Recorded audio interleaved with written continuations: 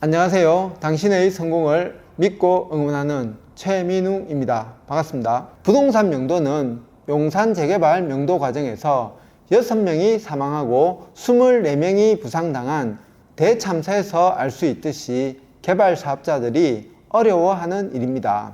부동산 명도는 부동산에 대한 점유를 가져온다는 것인데, 건물을 비워줘야 하는 사람과 건물을 명도받아 철거해야 하는 사람의 보상에 대한 입장 차이로 갈등 해소가 쉽지 않습니다.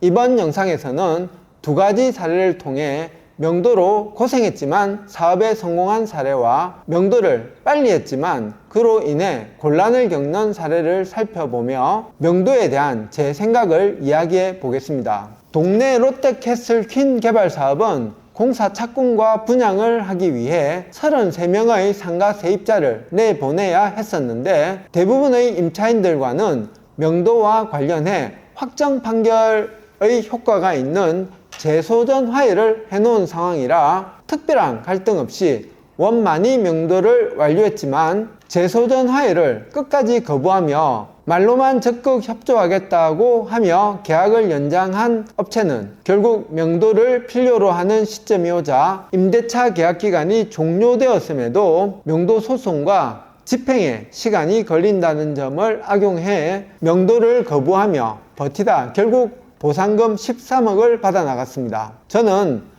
계약기간이 종료되고 즉시 명도소송 1심을 시작하여 승소하고 2심 소송도 한 달을 앞두고 있었지만, 그 당시 파리 부동산 대책 이후 오르는 집값을 잡기 위해 정부의 발빠른 강력한 규제 시행이 임박해 있었고, 명도소송 2심을 승소하고 강제 집행을 위한 집행문을 받아 강제 집행을 빨리 한다 해도 정부의 대출 규제 등에 걸려 분양이 불발되는 상황이 예상되었기에 13억을 주고 명도를 완결하고 정부 규제 시행 전에 분양을 하기로 판단했었습니다. 13억을 아끼려고 때를 놓쳐버리면 더 큰 비용을 지불해야 하는 것을 알고 있었기에 아팠지만 13억을 주고 퇴실시킨 후 완전히 비워진 상가 건물을 바로 철거하고 분양을 해서 사업을 성공시켰습니다. 만약 그 당시 13억이 아까워 한 달을 더 보낸 후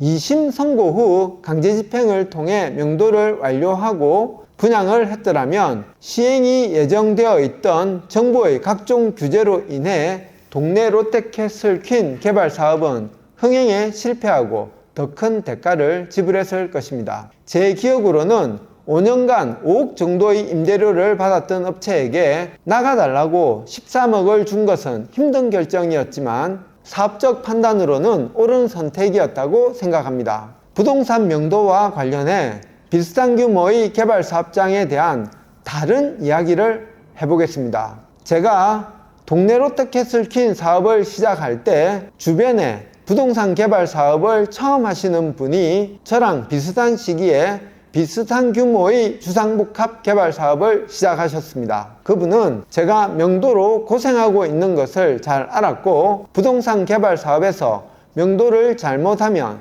사업 자체가 망할 수도 있다는 것을 잘 아는 분이었습니다. 그래서 그분은 치밀하게 명도를 준비하고 순조롭게 거의 30실 가까이 되는 상가를 보상금 없이 퇴실시키고 일부는 소송으로 잘 정리하셨다고 했습니다. 그분은 텅 비어진 대형 상가에서 인허가만 완료되면 기존 상가를 철거하고 저처럼 분양만 하면 사업이 진행되는 상황이었습니다. 문제는 명도에 집중하는 사이 건축사 선정과 인허가 일정이 지연되면서 사업 타이밍을 놓쳐버렸고 결국 분양을 할 수 없게 되었습니다.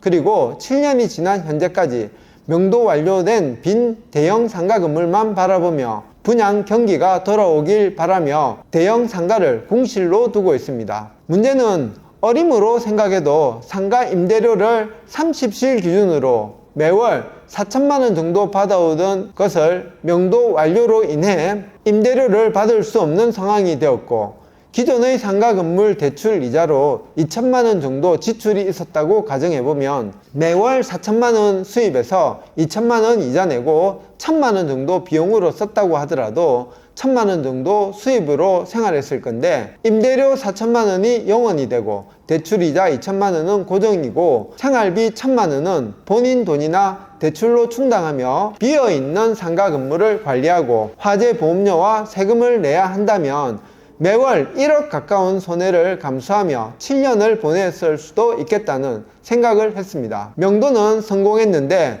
난감해진 상황이 된 것을 추론할 수 있습니다. 지금 제가 알기로 그 사업은 인허가도 끝나고 시공사만 정해지면 바로 착공과 분양을 해도 되지만 2024년 11월인 지금은 분양시장이 한겨울인데 분양을 해봐야 더 곤란을 겪을 게 자명하기에 지금 그 현장은 고통을 감수하며 분양을 매각 또는 분양이 가능할 때를 기다리고 있을 거라 생각합니다. 핵심은 명도부터 분양, 준공 및 시공사 정상까지 전체 사업의 결과가 중요하다는 것을 아는 것입니다. 고맙습니다.